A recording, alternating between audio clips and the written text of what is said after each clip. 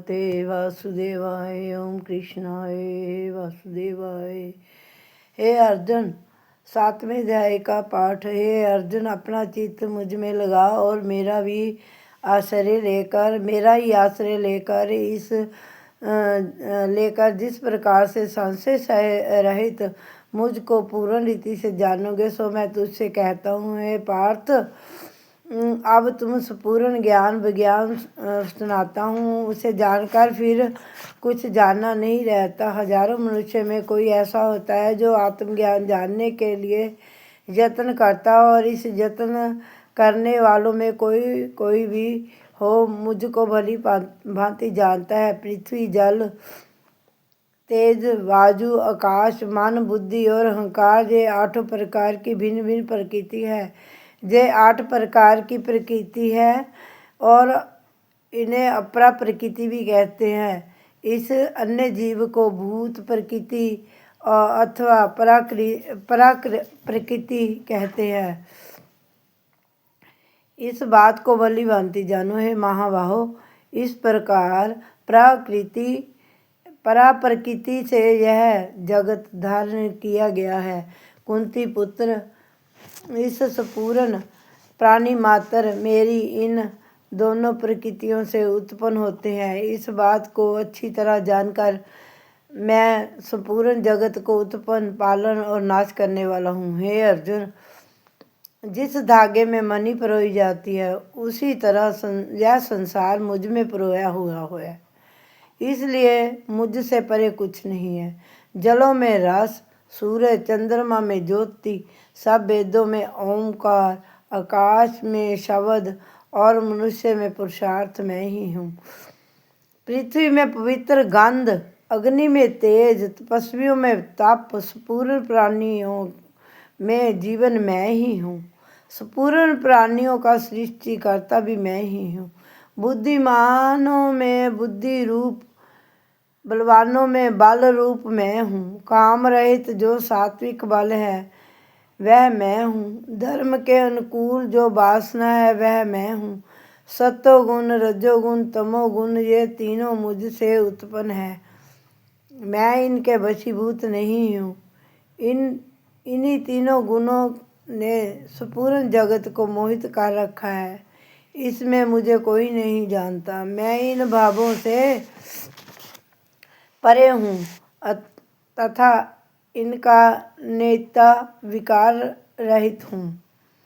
यह मेरी माया बड़ी कठिन है। जो मेरी शरण में आते हैं वो ही मेरी माया के पार पहुँचते हैं। अर्जुन, मेरी माया ने जिनका ज्ञान हर लिया है, उस ज्ञान से दूर हो जाने से वे असुर भाव को प्राप्त हो जाते हैं। ऐसे मूढ़, पापी और नराधम मुझको नहीं पाते। हे धनंजय, रोगी, पीड़ित, आत्मज्ञान को जानने की इच्छा करने वाला, संसारी या प्रलौकिक भोग भोगने वाला और ज्ञानी, ये 4 प्रकार के मनुष्य पहले जन्म के पुण्य उदय होने पर मुझे भेजते हैं। इन 4 प्रकार के पुरुषों में ज्ञानी श्रेष्ठ है, क्योंकि वह सदा हम में युक्त रहता है। इससे ज्ञानी हमको प्यारा है और मैं ज्ञानी को बहुत प्रिय हूँ। अर्जुन, बहुत जन्म तक ज्ञान संचित करता हुआ जो प्राणी संपूर्ण जगत को वासुदेव जानकर मेरा स्मरण करता है, वह महात्मा दुर्लभ है। अपनी अपनी प्रकृति के अनुसार मनुष्य धन, जन, स्त्री, पुत्र आदि के लोभ में वशीभूत होकर इन वासनाओं के ज्ञान में डूब उन फलों को चाहने से मोहित मूढ़ प्राणी मुझको अजन्मा विनाशी नहीं जानते हैं।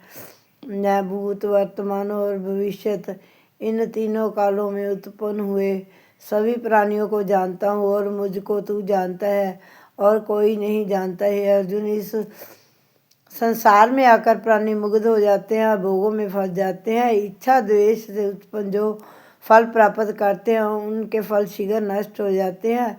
जो मेरा भजन पूजन करते हैं वे हमसे मिलते हैं। मैं विनाश रहित सर्वोत्तम परम स्वरूप हूँ। इसलिए जो बुद्धिमान मुझको किसी से प्रकट हुआ जानते हैं, अन्य देवताओं की उपासना करते हैं, उनको नाशवान फल मिलता है।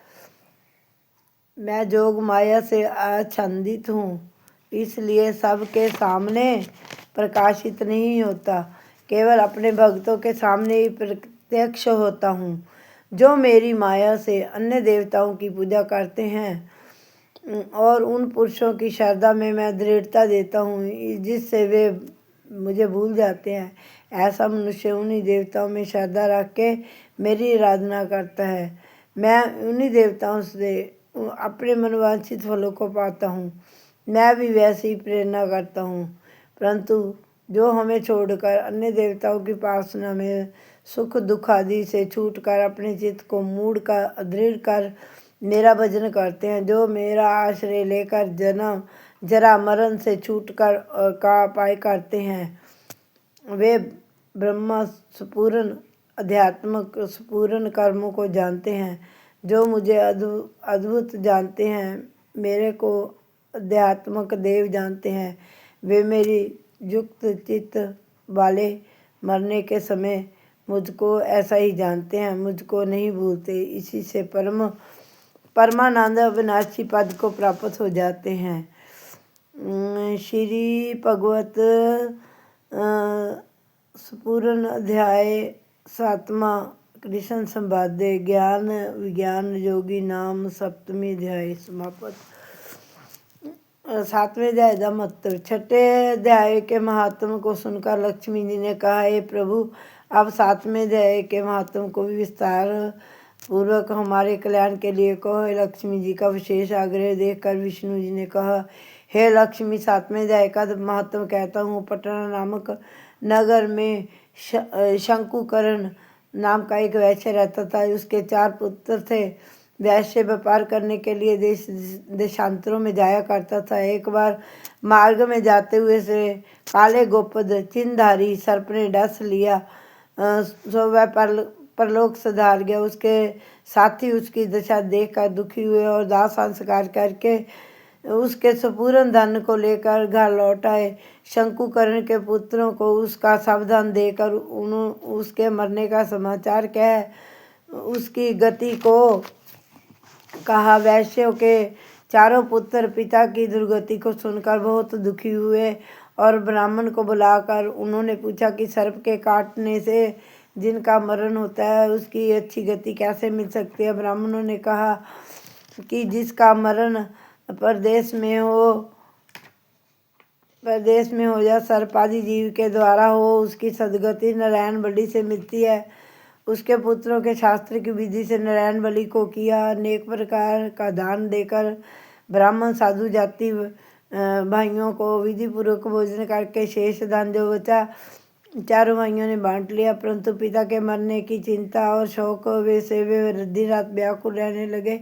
एक दिन शंकुकर्ण के साथी व्यापारियों से एक पुत्र ने पूछा, जिस स्थान पर हमारे पिता को सर्प ने काटा वह स्थान मुझे भी बता दो, मैं उस सर्प को मारकर अपने पिता का बदला लूँगा। व्यापारियों ने उस वैश्य पुत्र को अपने साथ ले जाकर वह स्थान दिखा दिया। शंकुकर्ण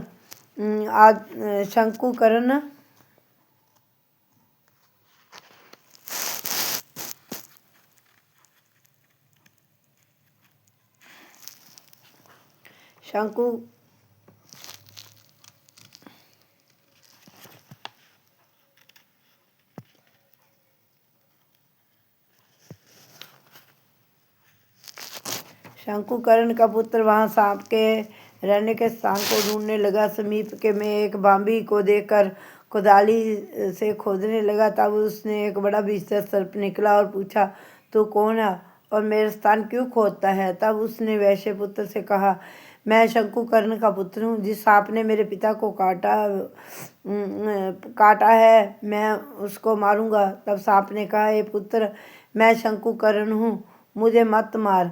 अब तू घर जाकर मुझे इस अधम गति से छुड़ाने का उपाय कर। मेरे पूर्व जन्म के संस्कार से यह दशा हुई है। पुत्र ने अपने पिता का वचन सुनकर कहा, हे पिता, जो उपाय कहो सो मैं तुम्हारी गति के लिए करूँगा। सर्प ने कहा, हे पुत्र, किसी गीता पाठ करने वाले ब्राह्मण को बुलाकर भोजन वस्त्र आदि से प्रसन्न करके गीता के 7वें अध्याय का महत्व का फल मेरे लिए दिलाओ तो मेरा उद्धार हो। वैश्य पुत्र पिता से विदा होकर अपने घर लौट आया और वह सब समाचार अपनी स्त्री को कह सुनाया। वैश्य पुत्र की स्त्री ने कहा, जिस प्रकार गति हो वही उपाय करो। वैश्य पुत्र ने नगर भर के गीता पाठ करने वाले ब्राह्मणों को बुलाकर गीता के 7वें अध्याय का पाठ करा के ब्राह्मणों को भोजन वस्त्र दक्षिणा देकर आशीर्वाद लिया और 7वें अध्याय के महत्व का फल अपने पिता को दिया।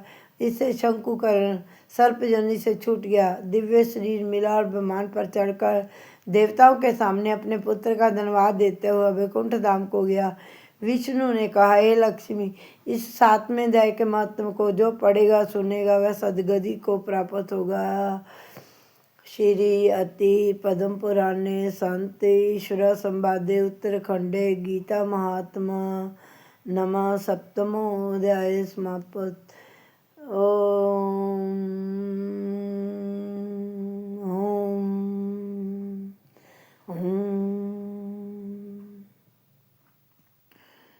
जय भगवान। सुख शांति दें हे वासुदेव। सत्य कृपा बरसाई, चंगा चंगा प्रभु करवाई। सत्य मेरा बरसाई प्रभु, चंगे कर्म कराई। जय भगवान। अपनी भक्ति दो, चरना च लगायो। जय श्री राम।